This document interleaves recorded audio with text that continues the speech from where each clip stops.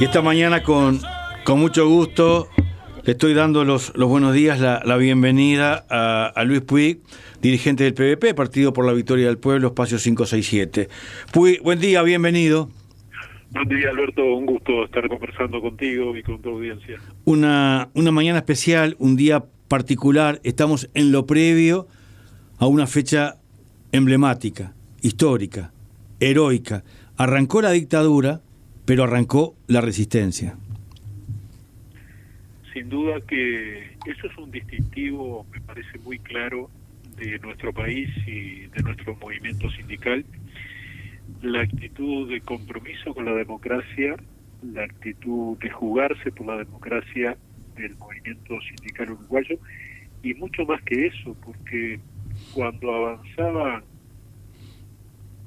previo al golpe de Estado, avanzaban los anuncios de el ingreso en la dictadura que no fue una dictadura militar seca, una dictadura que contó con la participación, el apoyo, la convocatoria de sectores económicos, de sectores empresariales que saludaron el propio 27 de junio del 73, saludaron a los golpistas porque según ellos los liberaban de la dictadura sindical. Y allí estaba la Asociación Rural y otras cámaras empresariales en el mismo momento que los trabajadores ocupaban las fábricas, iniciaban la huelga general y se veían rodeados de un apoyo popular muy importante, porque no se podría entender los 15 días de huelga general sin un inmenso apoyo de los barrios juntando comestibles para la olla dentro de los lugares de trabajo en Montevideo y en el interior.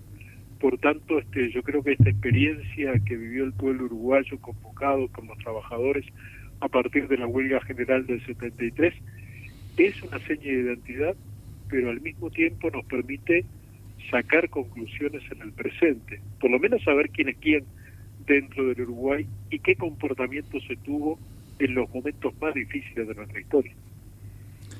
Sí, lo que tú señalás no es muy tenido en cuenta, las cámaras empresariales saludando y apoyando explícitamente el inicio de la dictadura. Y algo que uno no puede decir que sea una cuestión meramente coyuntural, no. Ahí había una identidad con un programa económico que favoreció a determinados sectores económicos, políticos y sociales en nuestro país en detrimento de los intereses de la inmensa mayoría de los uruguayos. Veamos un poco las cifras, ¿no? En Uruguay, durante el periodo de la dictadura, se aplicó un programa económico que logró que 6.000 millones de dólares le fueran rapiñados a los sectores populares, a los sectores que vivían de su salario, de su jubilación, y pasaran a engrosar las arcas de los sectores propietarios, de los grandes propietarios del capital en este país. Y de alguna manera la aplicación de ese plan económico para el cual se aplicó el terrorismo de Estado, se intentó generar una política de terror para callar la resistencia, para impedir la resistencia, cosa que a la larga no lo pudieron hacer, pero contó con la participación activa de sectores económicos, de algunos sectores del elenco político de los partidos tradicionales, no todos, hay que ser muy claro que hubo una participación en la resistencia de sectores del Partido Nacional, por ejemplo, los que respondían a Wilson Ferreira Aldunate, pero también es cierto que sectores del propio Partido Nacional, sectores del Partido Colorado, pasaron a integrar el Consejo de Estado de la dictadura, fueron ministros de la dictadura y participaron durante muchos años en esa... Ahí se cortó la comunicación, atención, se nos cortó la comunicación, ya estamos retomándola. Sí, tal cual, hubo una declaración formal, si se quiere, firmada por el Frente Amplio y el Partido Nacional, oponiéndose a la dictadura. Y bueno, en ambas fuerzas se concentró la resistencia. El Partido Colorado ni siquiera una declaración sacó en esa coyuntura. Esto también es bueno saberlo y es bueno recordarlo. La historia registra que el Frente Amplio y el Partido Nacional emitieron una declaración contra el golpe de Estado. El Partido Colorado no sacó ni un telegrama en aquella coyuntura. Retomamos la comunicación. Perfecto. Te seguimos escuchando, Puy. Sí, Alberto, se cortó. No, estaba haciendo referencia justamente a algo que tú decías ahora, en el sentido de la participación de los actores políticos de uno y de otro lado. O sea, ese comunicado conjunto del Frente Amplio y el Partido Nacional convocando a luchar contra la dictadura, y eso es una realidad, y hubo sectores del Partido Nacional que conjuntamente con la izquierda se sumaron a ese proceso de resistencia. Hubo otros sectores del mismo Partido Nacional que fueron parte del elenco de la dictadura, que participaron en el Consejo de Estado, que fueron ministros de la dictadura, que incluso acompañaron hasta periodos muy avanzados en el 80, cuando el plebiscito por el cual la dictadura pretendía perpetuarse con las transformaciones constitucionales, un órgano del Partido Nacional, del Nacionalismo, concretamente el Debate, llamaba a votar sí a la propuesta de los militares. Esto estamos hablando en el 80, o sea, hubo un largo periodo en el cual hubo sectores que fueron activos protagonistas de eso, y otros sectores que lo resistieron. Ahora, entre que los que resistieron ese proceso, yo creo que juega un papel destacadísimo quienes impulsaron esta huelga general contra la dictadura, que es ejemplo en el mundo, es una referencia democrática y claramente una identidad de quienes quieren en este país, ¿no? Tú hablabas de quienes acompañaron hasta el último momento. Wilson hablaba de los blancos baratos. Recordemos que el medio de expresión de un sector del Partido Nacional, el diario El País, acompañó a la dictadura hasta el último día. Por ejemplo. Exactamente, y podemos decir que fue el vocero de la dictadura, en el sentido de que todos los días se amplificaba la visión de que Uruguay estaba siendo atacado por elementos apátridas, extremistas. Se justificaba la prisión, el encarcelamiento masivo de uruguayos y uruguayas, los crímenes, las torturas. Se prestaban sus páginas y sus titulares para potenciar las mentiras de la dictadura. Por ejemplo, cuando hablaban de que un subversivo se ha escapado, y en realidad era un patriota que había sido secuestrado y había sido desaparecido. Y esto se da a lo largo de muchos años, por lo cual es bueno señalar que cuando en el día de hoy hay voces tan confusas que no se animan a condenar las palabras de Manini Ríos, las palabras de los integrantes de Cabildo Abierto, destilando un odio visceral contra quienes han desarrollado una actitud democrática en nuestro país, cuando desde el gobierno no se animan a ser claros en condenar esas palabras.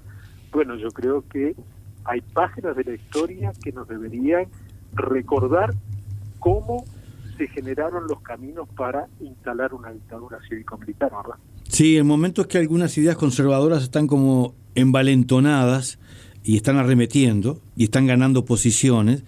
El evocar, el recordar la resistencia de aquel 27 de junio, tal vez sea como un elemento de fuerza para despertarse en algunas coyunturas que cuesta creer, Puy, estén pasando en este momento, ¿no? Sin duda, y creo que ayuda mucho a clarificar las posiciones y los debates de hoy. Claro.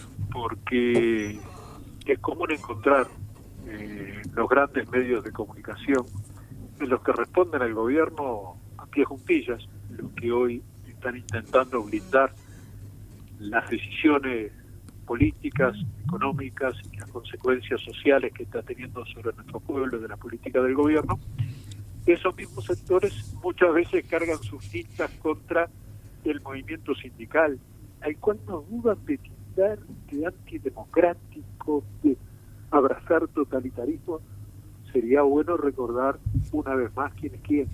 Sería bueno recordar que cuando las cámaras empresariales protegieron y acompañaron en defensa de sus intereses la etapa más terrible del terrorismo de Estado que tuvo nuestro país, había trabajadores que ocupaban sus fábricas. Yo mantengo siempre el recuerdo de Villa Española, rodeando la ocupación de la fábrica Funza, ¿no?, donde había un gran cartel donde decía: esta guerra es contra el pueblo y nos toca y la enfrentamos. Lo que era la Guada, Goes, rodeando la fábrica de alpargatas. Me acuerdo de haber estado en las dos ocupaciones, y como estudiante estar ocupando en Funza y haber ido en alguna oportunidad, en algún día, a acompañar a mi padre en la ocupación de la fábrica de alpargatas, y uno veía la presencia del barrio, la presencia de la gente, a pesar de que se estaba en medio de una dictadura, de un despliegue militar muy grande. Bueno, la solidaridad de la gente era muy importante.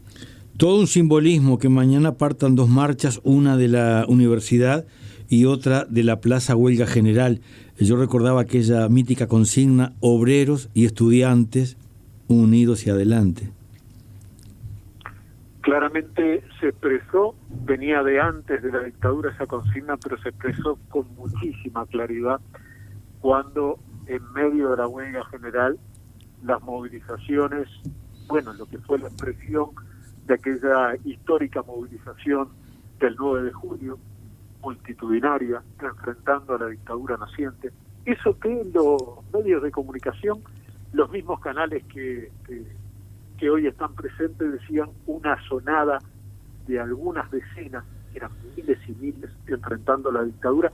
Allí había obreros, había estudiantes. Tenemos que ver lo que fueron las marchas, por ejemplo, en la que acompañó a Ramón Peré.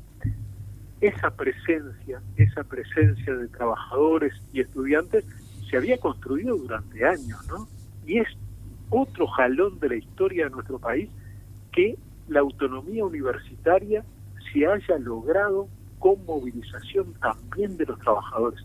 Los trabajadores uruguayos que no era común que pudieran cursar en la Universidad de la República, ni ellos ni sus hijos, hicieron una lucha permanente en la década del 50 y concretamente en el 58, cuando se logra la autonomía universitaria. O sea, esa lucha, esa unidad tiene raíces muy firmes, y es por eso que esas raíces van a permitir que fructifiquen todo lo que tenemos planteado en cuanto a seguir luchando por una democracia plena en nuestro país. La historia, la construcción permanente. Yo en alguna oportunidad, cuando he hablado de la huelga y qué sé yo, y recuerdo que la resolución de la CNT de ocupar los lugares de trabajo se generó en el 64, se generó una década antes de que ocurriera. Habla de lo que estás diciendo tú. Claramente, allá en el 64, cuando la creación de la fundación de la Convención Nacional de Trabajadores, había una experiencia regional muy dura, que generaba mucho dolor, mucha opresión en un pueblo hermano. El golpe de Estado del 64 de los militares brasileños contra João Goulart hizo discutir en el seno de el movimiento obrero, en las asambleas y demás, de que en caso de un golpe de Estado en Uruguay se iba a la huelga general y la ocupación de los lugares de trabajo. Y eso se alimentó durante años, se discutió en las asambleas. No era algo que se le había ocurrido a algún dirigente iluminado. Eso lo discutían, ¿no?, en el puerto con la oratoria encendida del canario Feliz Día, o en Funza con los planteamientos fuertes, combativos de León Duarte. En realidad eso cimentó la unidad en la lucha, la unidad en medio de los acuerdos y las diferencias que existían entre las diferentes concesiones del movimiento sindical, pero donde nadie se confundió, donde todo el mundo tuvo claro dónde estaba el enemigo. Y apenas se conoce el golpe, automáticamente se ocupan los lugares de trabajo. Esa es la construcción de mucho tiempo, de mucho esfuerzo y de distintas vertientes, como tú decías, porque había muchos matices. Exactamente, pero es muy importante eso que anotabas, Alberto, de que inmediatamente que se conoció en la mañana del 27 de junio la resolución de la disolución de las cámaras, en realidad el golpe de Estado fue un golpe en cámara lenta que venía de muchos años de recorte de las libertades y demás, se ocuparon los lugares de trabajo, incluso antes que formalmente lo resolviera la mesa representativa en el local de la Federación del Vidrio. Cuando se resolvió ya había fábricas ocupadas. Fábricas ocupadas que se fueron desocupando y ocupando automáticamente. Eso también, siento que no hay muchos precedentes en el mundo de una huelga de ese tenor. Claramente, yo ponía el ejemplo hoy de Alpargatas. Alpargatas la desocuparon 4 veces. ¿4 veces? 4 veces, y desocupaban en la noche las fuerzas militares y los intimaban a los trabajadores a reintegrarse al trabajo a las 6 de la mañana. Y allá iban y se reintegraban, y a las 6:05 habían ocupado nuevamente. Y esto se dio en múltiples lugares de trabajo. Yo me acuerdo cuando rodearon Funza con helicópteros sobrevolando, con una tanqueta al frente, y el general Cristi con su fusta dirigiendo el operativo de desalojo. Y sin embargo, cómo los trabajadores organizados dentro de la fábrica discutieron, no fueron desalojados, resolvieron en algún momento salir ellos cantando el himno, rodeados de la represión, en una actitud de dignidad impresionante que de alguna manera marca también lo que significó todo ese proceso. Los helicópteros jugaron un rol intentando atemorizar. Los helicópteros fueron parte de la represión. Sin duda, y esa expresión permanente de la prepotencia, del desconocimiento de derechos, del querer avasallar, se encontraron con la dignidad de un pueblo que supo reconocer en su movimiento obrero una orientación clara para luchar por la libertad, como lo hizo durante años. Yo tengo muy vivencial los helicópteros sobre la marcha del 9 de julio, concentración, marcha, manifestación, que yo ya lo he dicho más de una vez, siento que desde el éxodo hasta ese 9 de julio no hay en la historia de los orientales otro momento masivo de identidad como esos dos. Yo no conozco otro. De plena identidad, y cómo la gente eso lo venía generando durante años, ese amor a la libertad y ese desprecio por las posiciones dictatoriales, que después se manifestó. Yo recuerdo un año después, el 1 de mayo del 74, donde en distintos lugares de Montevideo la gente se largó a la calle. Por ejemplo, en la curva de Maroñas hubo una movilización impresionante, donde en un momento la gente se agolpó en 8 de octubre, y bueno, a los pocos minutos la represión era intensa, con jeep, con guanacos, pero la gente... ¿Y qué pasó allí? Y la gente del barrio abría sus casas para quienes estaban manifestando pudieran proteger si no fueran detenidos por la policía. Igual hubo cientos de detenidos que fueron al Cilindro de Montevideo como lugar de prisión, pero la solidaridad, la participación, la dignidad estuvo siempre presente. Y como cruel contraste con estos tiempos, desde el mismísimo Parlamento, gente pidiendo impunidad, gente pidiendo recorte de derechos a los trabajadores, gente pidiendo limitación a el accionar del PIT-CNT. Claramente yo creo que son señas de identidad de esta época, donde se pretende engañar respecto a la historia y donde hay planteamientos que realmente hay que denunciarlos.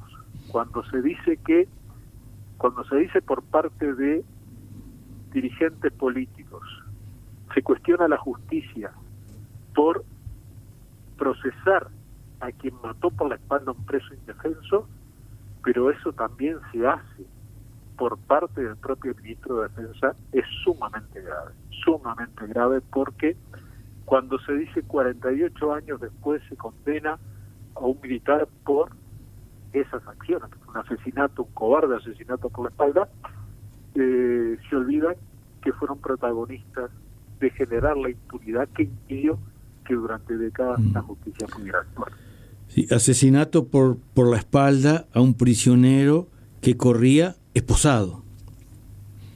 Exactamente, lo cual marca claramente las cosas que se están reivindicando y las cosas que se cuestionan en relación a las decisiones de la justicia. Hace pocos días fue condenado un militar que fue ratificada su condena por un tribunal de apelaciones, Puiber, que participó en el crimen de alguien que en Colonia se ha vuelto un símbolo